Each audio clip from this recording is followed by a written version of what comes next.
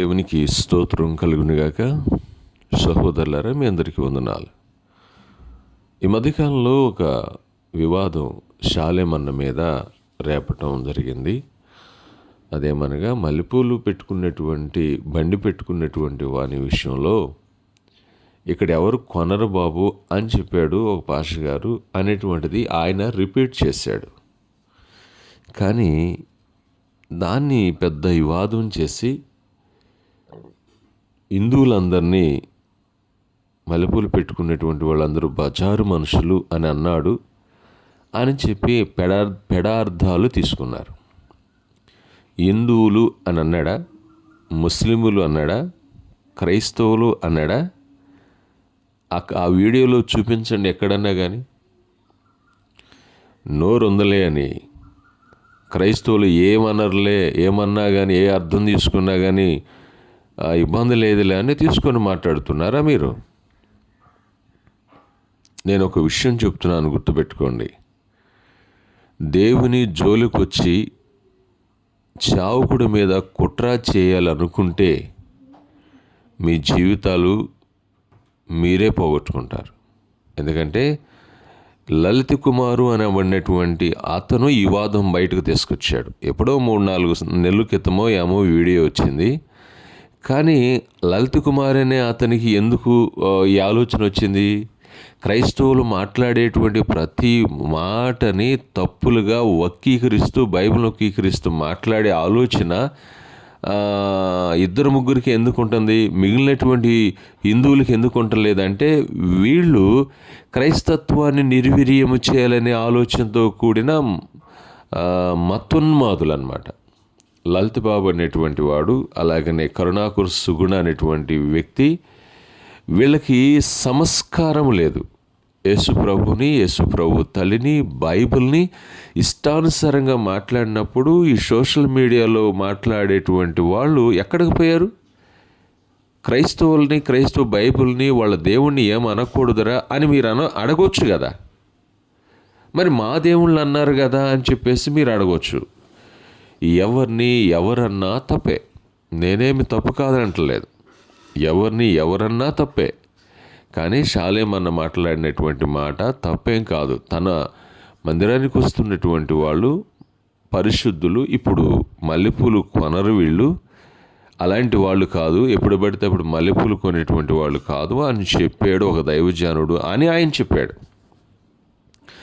ఆ పెట్టుకున్నటువంటి వాడికి అర్థమయ్యేటట్టుగా కూడికి అయిపోయినాక అందరూ పోయినాక కానీ ఆ సేవకుడు అడిగాడు, ఎరా కొన్నారా అని. ఏమ్మా కొన్నారా అని అడిగారు. అడిగితే లేదన్నాడు. దీని అర్థం ఏం చూపిస్తుంది? చర్చికి వెళ్ళేటువంటి సందర్భంలో మా వాళ్ళు పెట్టుకోరు అని చెప్తున్నాడు. అంతేగాని ఏ సమాజాన్ని, ఏ మతాన్ని, ఏ కులాన్ని, ఏ వ్యక్తిని అక్కడ మాట్లాడలేదు. చట్ట ప్రకారంగా ఏ తప్పు అతను చేయలేదు. కానీ మీరు మాట్లాడుతున్నటువంటి మాటలేంటి? ఇష్టానుసారంగా ఎవరికి అర్థమవుతాయో తెలుసా? శాలేమన్న మాట్లాడినటువంటి ప్రతి మాట ఆ లలిత కుమార్ అనేటువంటి అతనికి, ఆ కరుణాకర్ అనేటువంటి అతనికి అర్థమవుతాయి. వాళ్ళిద్దరు కలిసి హిందువులందరినీ రెచ్చగొడతారు. రెచ్చగొడితే వీళ్ళందరూ, కొద్దిమంది ఉంటారు కదా, అందరు కాదండి, కొద్దిమంది రెచ్చిపోతూ ఉంటారు. అంటే హిందువుల్ని, క్రైస్తవుల్ని కొట్టుకోమని, కొట్టుకుంటే ఆ మంటలు రేగితే ఆ మంటల్లో చలి కాచుకోవాలనుకునేటువంటి వాళ్ళే వీళ్ళిద్దరు. వీళ్ళతో పాటు ఇంకొద్దిమంది ఉన్నారు చలి కాచుకోవాలనుకునేటువంటి వాళ్ళు. ఎవరు మతం వాళ్ళు బోధించుకుంటారు, ఎవరి యొక్క సత్యాన్ని వారు బోధించుకుంటారు, ఎవరు సత్య ప్రకారంగా వాళ్ళు బ్రతుకుతారు. కానీ ఈ మధ్యలో తీసుకొచ్చి గొడవలు పెట్టేటువంటి వాళ్ళు ఉన్నారు. వాళ్ళ ద్వారాగానే ప్రమాదం. నేను ప్రభుత్వానికి కూడా చెప్తున్నాను, ఈ విధంగా ముందుకెళ్ళి చూస్తూ ఉంటే రాబోయే కాలంలో ఇంకా రెచ్చగొట్టి ప్రవీణ్ గారిని చంపినట్టుగా చంపి, లేకపోతే అక్కడ జరిగింది కదా మణిపూర్లో జరిగినటువంటి విధంగా ఇక్కడ కూడా చేయాలని ఆలోచన కొద్దిమందికి ఉన్నది.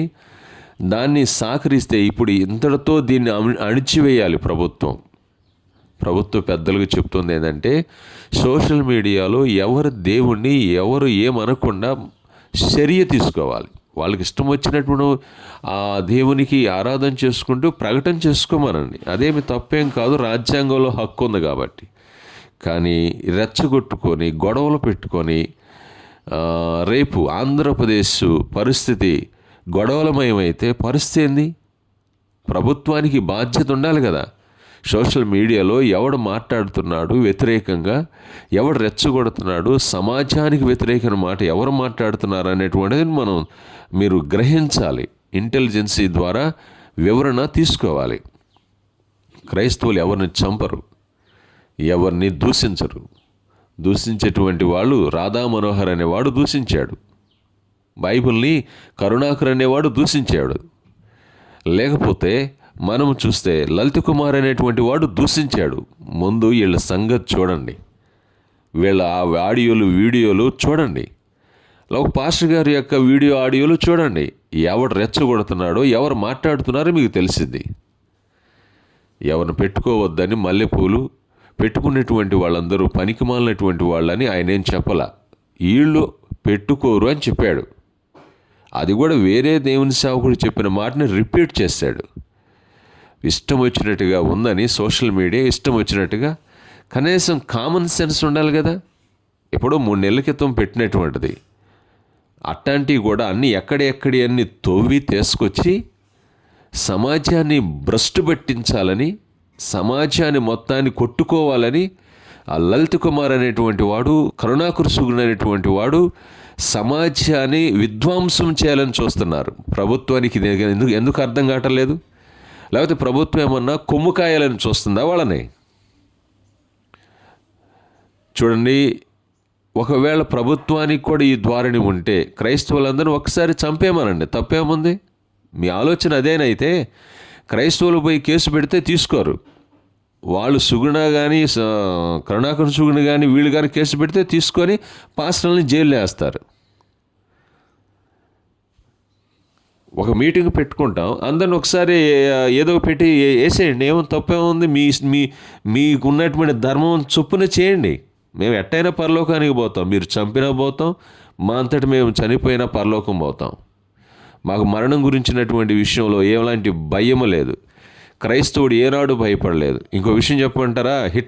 హిట్లర్ లాంటి వాడే క్రైస్తవులకి భయపడ్డాడు తెలుసా? క్రైస్తవులతో పెట్టుకున్నటువంటి ఏ రాజ్యము బాగుపడలేదు. గుర్తుపెట్టుకోండి. ఇంకొక విషయం చెప్తున్నాను, హిట్లర్ అనేటువంటి వాడు క్రైస్తవుల మీద పెట్టుకొని చంపటం వలన వాడికి వాడే భయపడి తన భార్యను చంపి, తన కుక్కను చంపి, తాను చంపుకొని చచ్చిపోయాడు.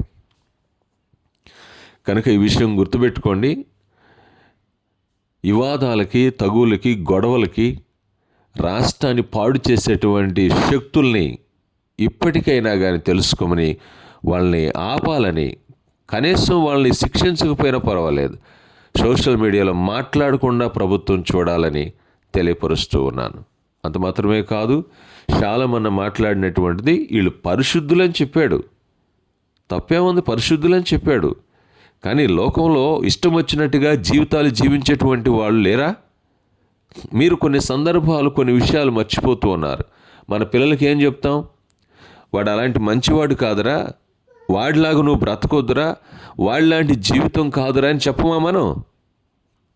అలాగనే ఈయన చెప్పింది ఏంటంటే వీళ్ళు పరిశుద్ధులని చెప్పాడు. కనుక మీ అందరికీ తెలియపరిచే విషయం ఏంటంటే, మీరు పరిశుద్ధంగా బ్రతకండి, నీతిమంతులుగా బ్రతకండి, మంచివాళ్ళుగా జీవించండి. మల్లెపూలు పెట్టుకుంటే ఎవడు తప్పువాడు అయిపోడు. కానీ ఏంటంటే వీళ్ళు పెట్టుకోరని చెప్పాడు అంతే. కనుక ఈ విషయాన్ని గుర్తుపెట్టుకోండి.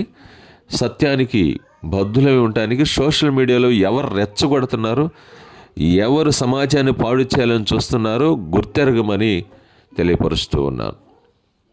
అందరికీ వందనాలు.